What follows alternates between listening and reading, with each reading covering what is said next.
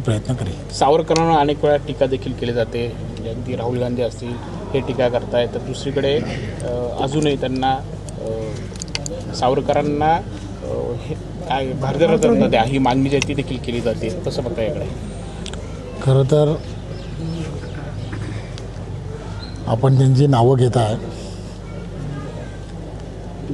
हे सर्वजण जे आहेत या सर्वांची सावरकर समजण्याची कुवतच नाही आहे।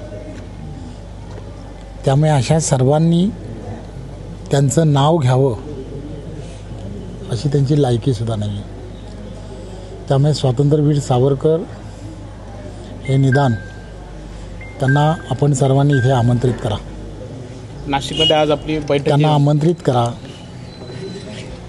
आमच्यासारखे काही मंडळी जी आहेत ती सर्व मंडळी त्यांना सावरकर समजवतील आणि मला खात्री आहे सर पण भारतरत्नची स्वातंत्र्यवीर सावरकर ज्यांना समजले तो पुन्हा कधी अशा पद्धतीची वक्तव्य करणार नाही।